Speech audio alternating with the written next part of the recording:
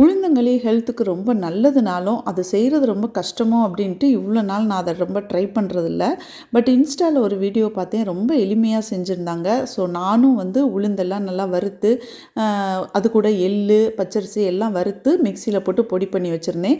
இப்போ நம்ம காலையில் ஆஃபீஸ் கிளம்புறதுக்குள்ளேயே டக்குன்னு தண்ணியை கொதிக்க வச்சு தேவையான அளவு வெல்லம் போட்டு மாவை போட்டு நம்ம கிண்டிகிட்டே இருந்தோம்னா நல்லா சின்ன சின்ன கட்டி உருவாகிற மாதிரி இருக்கும். அதை கரண்டியை வச்சு இந்த மாதிரி மசிச்சு திருப்பியும் நம்ம கிண்டிகிட்டே இருந்தோம்னா கட்டியெல்லாம் இல்லாமல் சூப்பராக வெந்துடுதுங்க.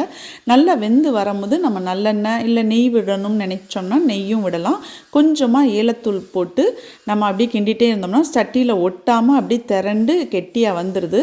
நான் அந்த கெட்டியாக வர்றதை அந்த ஸ்டேஜை எடுக்காமல் விட்டுட்டேன். ஸோ நெக்ஸ்ட் டைம் நான் செஞ்சேன்னா எடுத்து வைக்கிறேன். அப்படி நல்லா நான்ஸ்டிக்கில் போட்டு செய்கிறதுனால ரொம்ப ஈஸியாக இருக்குதுங்க. நம்ம ஸ்டெயின்லெஸ் ஸ்டீல் கடாயிலையும் போட்டு கிண்டலாம். ஈய பாத்திரம் யூஸ் பண்ணாதீங்க. ஸோ நான் நான்ஸ்டிக்கில் போட்டு கிண்டினாலும் நல்லா சட்டியில் ஒட்டாமல் அப்படியே கெட்டியாக வந்துருச்சுங்க. எடுத்து வச்சு சூடாக சாப்பிட்றதுக்கு காலையில் செம்மையாக இருந்துச்சு. ட்ரை பண்ணி பாருங்கள். ரொம்ப ஈஸியாக இருக்குது ஃப்ரெண்ட்ஸ்.